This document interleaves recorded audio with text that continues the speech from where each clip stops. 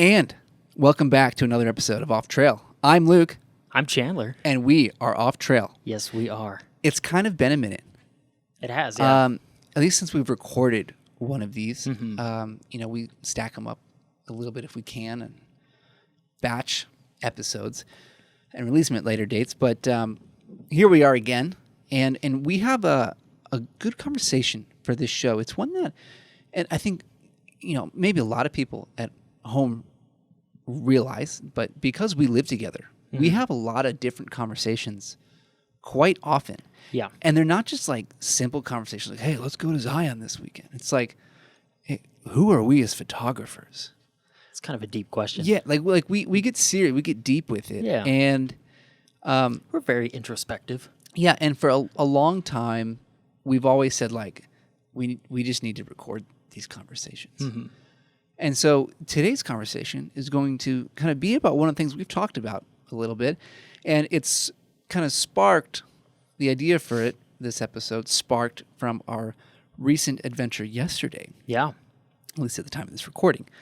Up on the I guess the mountainside and a bunch of snow. Yeah. We were down in Alpine. Yeah, it was a good little trek. Yeah, through the we had a good crew out with Scott and Will and Beat Oats. Mm-hmm.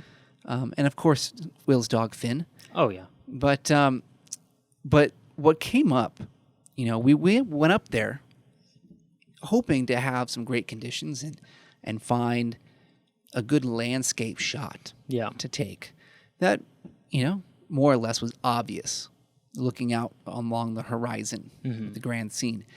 But it was overcast and foggy, and you really couldn't see all that far. Yeah. Which doesn't lend itself to what scene I tried to describe there, that we were looking for. And so it kind of made things a little tougher for us. And so the conundrum we found ourselves in was, what do we shoot now? Because we were out all day. Yeah. And hoping to come back with something. And so the problem that we were trying to solve was, how do we find something that is worth shooting?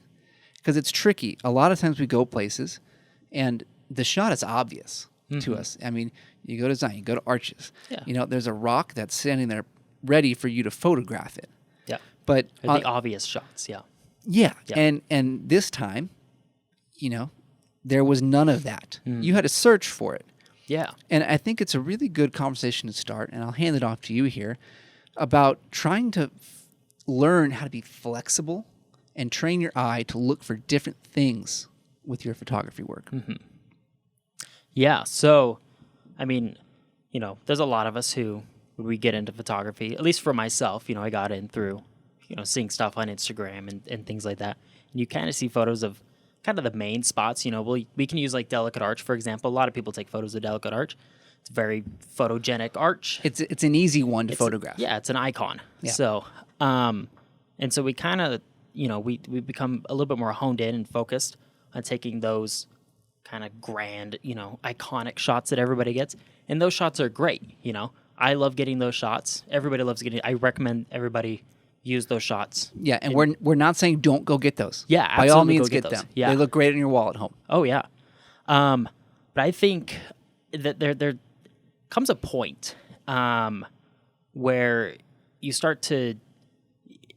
find the need to train your eye and kind of develop yourself as a photographer to look for whether it's smaller things or maybe, I don't know, if you can go bigger than, saying the scene of Delicate Arch, but you try to find various scenes of different scopes and whatnot, and it takes some training. And for myself as a photographer, I found this was kind of tricky about this little trip that we went on yesterday morning. I'm used to going out and finding the more grand landscapes and stuff. That's kind of like what I love. And we went out there and there was no grand landscape. So I was like, oh, I'm going to try to shoot some, cool macro things. It was snowing and stuff, and all the pine trees and everything were covered in snow and everything. And there were little waterfalls. We were kind of hiking along this little stream and stuff and trying to take little, small scene photos of this. And I'm not totally trained on that. And, that's something that I have, I've hindered myself by not ever really focusing on that, And so I was going around trying to find, little macro photos of stuff, and I couldn't find things as easy. But I know that there's people out there who, they can go out and they can find that stuff real quick, and they can make something really cool out of something that's not iconic or grand or huge or whatnot. Yeah, and just a couple points of what you're saying. You said a macro shot, and we're not talking about a true macro photo. Yeah. It's just a smaller landscape shot, like on a smaller scale. Exactly. I actually have my macro lens with me. We could have tried for that, but we were not, because that is even more different than what we're used to doing. But I think like the example that there's two examples I'd like to pull out of this to prove what we're talking about. So like I said, the grand landscape was it wasn't there. It was gone. Yeah, we didn't have that. But there were certain shots that, were pointed out by beat-outs of like trees on the hillside. If you're like looking through a little break in branches, or you find a good little slot to shoot through, and you can isolate a tree on the hillside. Yeah. And that can look like a great shot. And he showed us some of those shots, and they are great. Yeah. And so like those are good photos to come away with on a trip like that. Especially if you know how to edit those, And because I have a shot that's similar to that I used on my 50 challenge a long time ago. And they look great. You can get all those. The other example, and not to like toot my own horn here, but in a way, like I actually didn't succeed the way I thought I would. But we were at one of the spots, we were on this bridge, and there was a little like creek area with like mini waterfalls that was coming down through it. And we were all shooting it from the bridge, and I saw this scene and knew there was something there. I was like, I really like this. I want to shoot this, but I don't want to shoot it from the bridge. I want to be in the creek, basically. Yeah. And so I ruined all your photos. Yeah. You got more into the creek than I did. Yes, which is payback for something else we'll talk about eventually this podcast. But like I got in the creek and went up it a little bit to get into a spot that I thought looked good. And I shot it from there. And I came away right away after that moment, not really liking the way it looked. And I even told you as much, like on that bridge after. I was like, not what I was hoping for. Yeah. But when I got home and I edited that, and you've seen it, it actually is a great photo. It's a sweet image. Yeah, it's a great photo. And so maybe it took editing to actually pull it out, or I don't. Seeing it on a bigger screen and whatnot. So yeah, I don't quite know, but it's a great example of what we're talking about, where we were out there and I could see something. I'm like, I know there's something here, and I'm going to see if I can figure out what it is. But I didn't quite know what it was going to be. Yeah. And I'm sure if I could go back and have more time, reshoot, I could probably do better. But in that moment, with the obvious stuff taken away from us, we were able to find something that actually turned out pretty good. Yeah. And then later on, too, we found a shot. I should say Scott Osborne found a shot, which kudos to him. Yeah. Took a little bushwhacking to make this shot happen. But he found a shot which, when you're down there, is very obvious. Oh, yeah. And like, we had to climb down the hill a little bit. Yeah. Get like climb into this little gorge kind of thing. Yeah. When you're down there, it's very obvious. But from up top, it's not. And so we have these examples of how you can find things out there, but it's very hard and different for a lot of people if they're not used to doing that. Yeah, and I think it was I think it was kind of a cool little experiment for all of us. It kind of pushed us a little bit. I think all of us came away with a shot that was, a little bit different than, well, all of us obviously got shots that were different from each other, but that were different than like the typical things you see on Instagram. Beat-Outs got a sweet shot, and it took him straddling a river. To great job, Beat-Outs, on that one. Yeah, it was awesome. Will got a great drone shot. He got a sweet view on shot. the bridge. Yeah, that was a scary moment, but yeah, I did it for the gram. Yeah, and so it's just, I think it's a really good example of, you're not always going to be in a position where an obvious, amazing shot is available to you. Yeah. But that does not mean there's nothing. Exactly. And like I say this a lot too about what I like to try and do is and it's actually kind of what I did end up doing this day besides that one landscape shot, is I say, oh, the conditions aren't great for landscape. I'm going to shoot portraits. Yep. So I need a model. Come over here. And I can switch gears like that because even if I can't see across the entire horizon, I can find portraits of people darn near anywhere. Yeah, which is an advantage that you have over almost everybody else I know. Yeah, So, and because like I try to, but it's mainly just me trying. Yeah. I'm like, oh, this is an opportunity for me to kind of learn, but you jump into it. yeah, So, and I got It's like second nature. yeah, I mean, I got 10 portraits that I loved. Yeah. I mean, I got like 8 of you with a silly face horrible that are face. amazing. Yeah. Our group chat loved them. Yeah. But like it's and I'm very I guess I'm blessed, grateful to be able to switch gears like that because it makes it fun for me. But like if I was just a landscape guy only, yesterday would have sucked. Yeah, you would have been toast. Yeah, like it'd be like, oh, this is a wasted day. Yeah. But instead, you can search for new things and train your eye like that. And I think I'd also like to bring it back to an experience and a conversation I had with our buddy RB, Richard Brown, who lives out back at home in Illinois. That's really close to me, actually, where I grew up.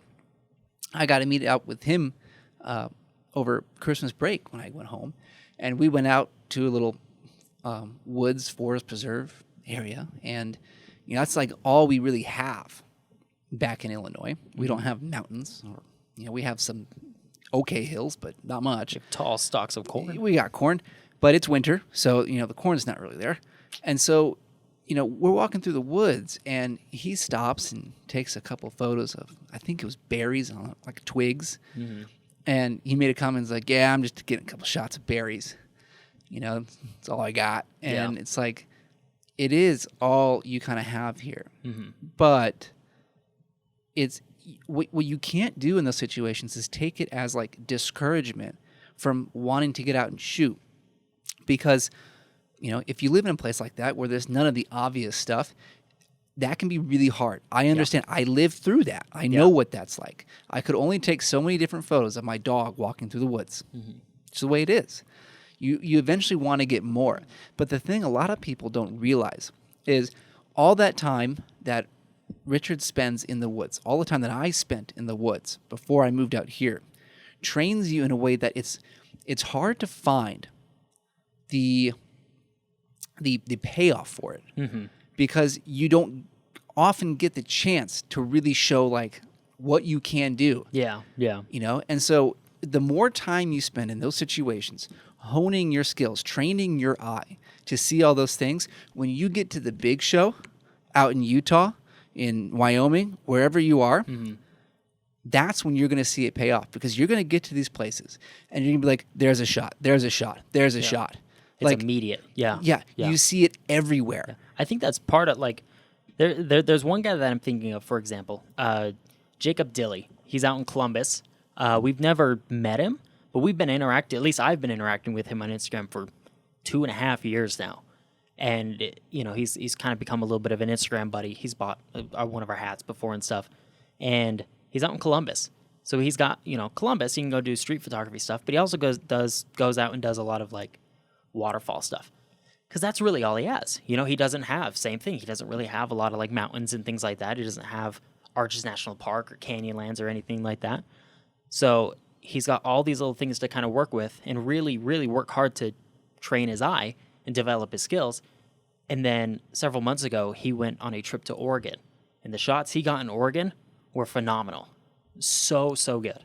So, and I feel like, it was this very similar experience to him where he walked out there and he was like, oh, this is obvious.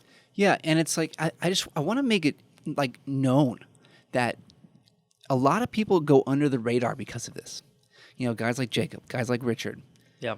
You see their shots and like, compared to what we're used to, you may be tempted to say, it's nothing special.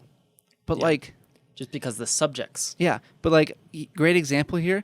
I'd like to see what you would do out there. I don't know what I would do. because there isn't the obvious stuff. Yeah. And you're not used to having to dig for those shots. Yeah. No. And so it's like, When I think about like us going to the park, or even when we were walking up in the mountain, I almost planned on not taking anything.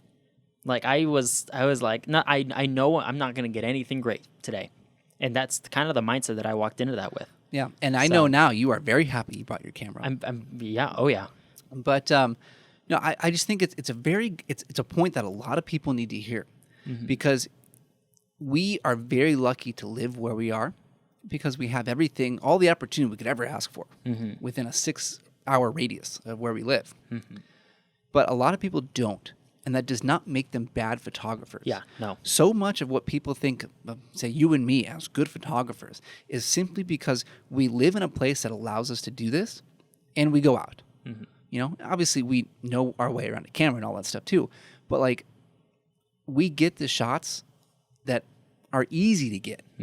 We don't go get a lot of the hard shots. Yeah. Because the hard shots, a lot of people don't recognize and they don't realize. I think there's a little bit of a standard that's kind of set by Instagram as well, where the shots that are of the cooler places, like Instagram rewards like images of really cool scenes and really cool like places. It's more so about that than it is like, the technical photography stuff. Right. True So, photography. like true photography. Yeah. And I think it's a fun segue into what we really want to talk about in this episode, which is trying to learn what it takes to be a true, say in this example, landscape photographer. Because we obviously know a ton of great photographers out there. But I would venture to say that at least 90% of them are really just Instagram photographers.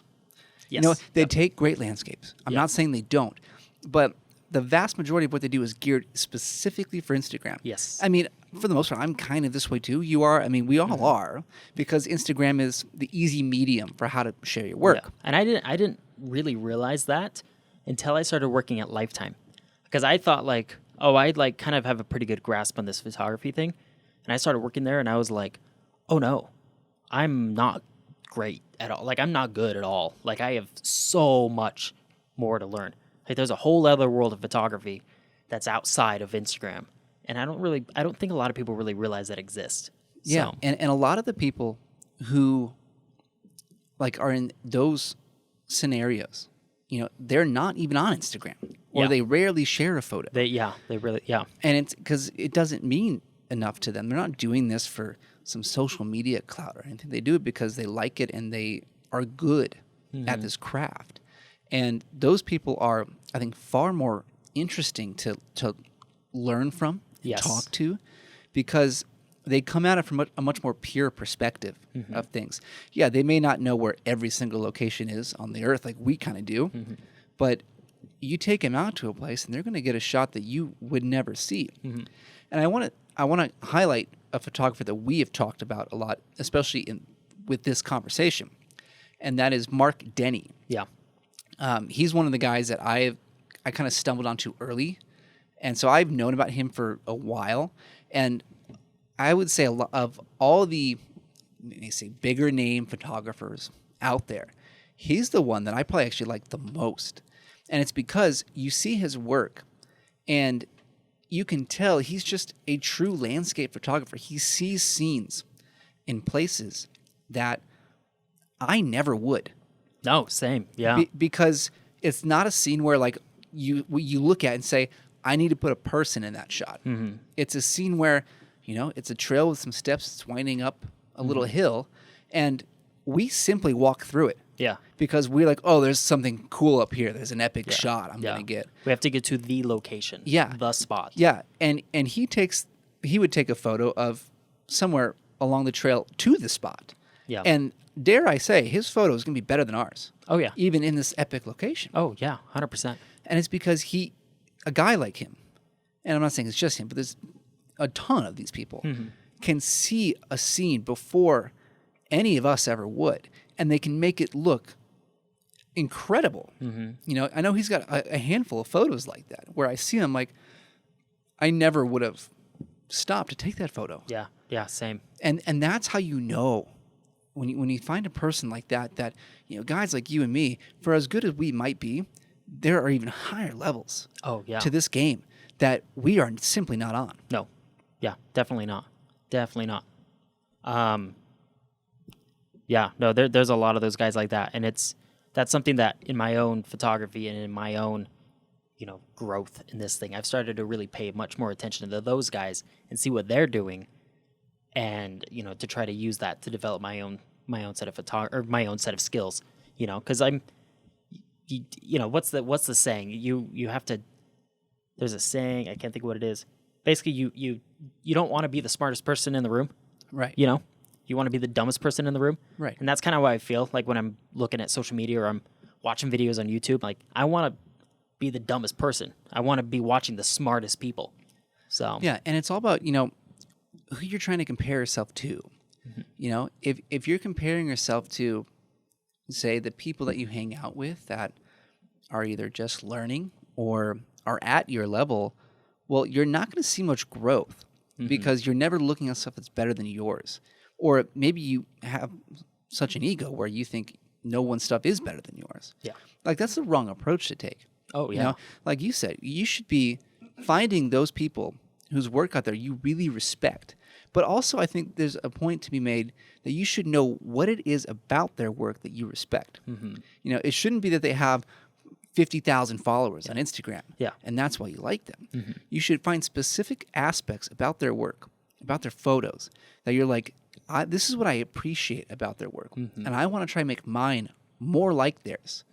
And that's how you're going to see tremendous growth. Is looking at those things and trying to be like, okay, maybe I do this in my photos, maybe I do this. But if you never do that, if you're never looking at something higher, something greater than yourself, where do you possibly expect to be in this world? Yeah, exactly. This actually makes me think. So I was watching a video today, not to bring up another big photographer that both of us like, but Nigel Danson. I was watching a video of his today while I was at work, and he had this whole video about how he feels imposter syndrome. Like he's not good enough because he sees all of his buddies taking incredible photos and stuff. And it's like, even a guy like Nigel Danson, who's phenomenal, is like, I don't know. Like, I feel like I can be better and stuff. And he's always looking to improve. There's always room to improve, especially in photography, videography, whatever. There's always room to be better. There's always somebody who's going to be better than you. So Yeah, and, dare I say that trying to be better in the ways like guys like Nigel Danson or Mark Denny, where you can tell they're just pure photographers and not doing this for Instagram. Yeah. Or at least with that in mind. Like, I swear that's a lot more rewarding than it is trying to be like your Instagram favorites. Yeah. Because you're creating work that means more to you, that is going to look a lot better on your wall than, a shot with a person in a cool landscape is going to look. Yeah. And there's just a lot more value in trying to produce work like that, as opposed to just trying to get a couple more likes or follows. Yeah. And honestly, this is another thing that I was thinking about today. Follower count does not, it does not equal talent. It does not equal skill at all. No way. So some of my favorite photographers, they have a very small following, and that does not mean, in fact, there's a lot of people who have huge followings and they're not good. They're not great photographers. People think they are just because they have, 60, 70, 100,000 followers, whatever. That's just because they're good at playing the Instagram game. And that's different than being a good photographer. So yeah, it is. There's a vast difference. Yeah. And you can be both. You can be a great photographer You can definitely and have be. a great following, obviously. Yeah. But the way social media works, it doesn't reward people for the highest quality photos and being the best photographer. It's all about playing a silly game with names and faces that you will never meet or see. And that is a game that, I am not going to play. Yeah.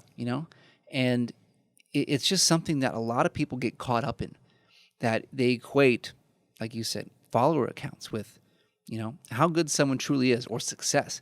And that's simply not the case. Sure, you might have a brand you're building, you're doing work, freelance. That's great. Yeah. I applaud you for that. You're self-employed. That's great. Yeah.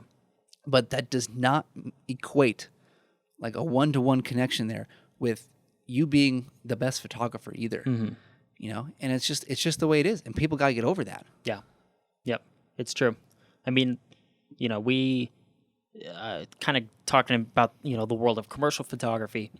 At work, we did this little class with a guy he's a professional, commercial photographer. He does work with he's taken photos of Peter McKinnon and Gary Vee and all these, Casey Neistat. He's buddies with Casey Neistat, and phenomenal photographer. I don't know, the dude has 900 Instagram followers. He's not playing that game. One of the best photographers I've ever seen. So yeah, it's just a totally different world. Yeah, and there's, if you want to play the social media game, play it. Yep. But I have at it. I just have to believe that it's much more rewarding to not do that and try and do all of this for your own personal gain.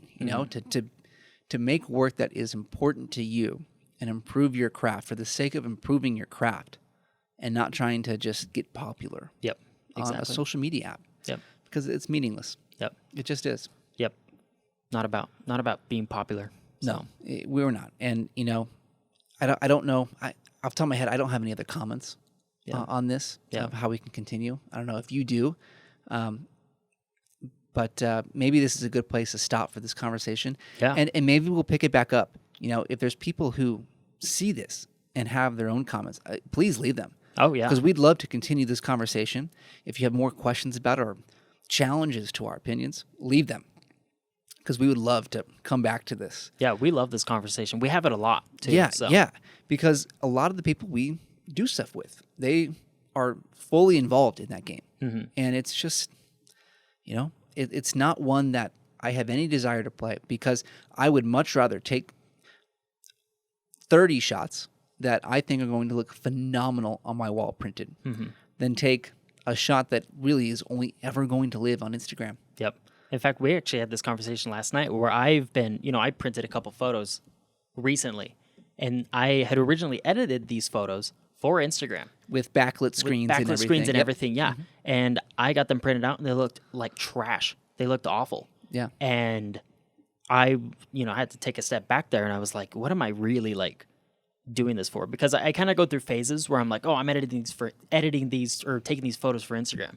And then I take a step back, and I'm like, no, these are just for, my own personal. I want to make, the best, most professional looking stuff that's going to look good on my wall, And then I kind of fall back into the Instagram thing and so now I'm like, what do I actually want to do?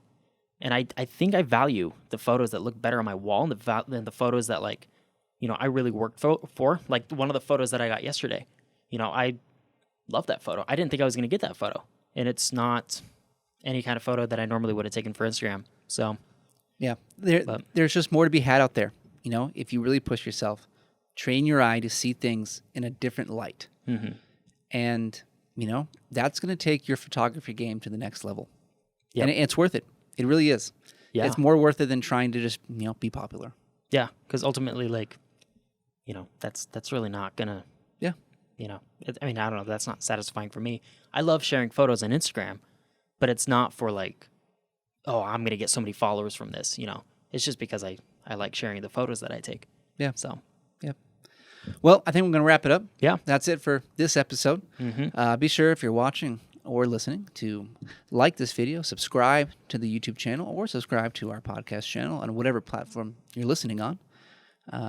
And again, leave us a comment, questions, anything.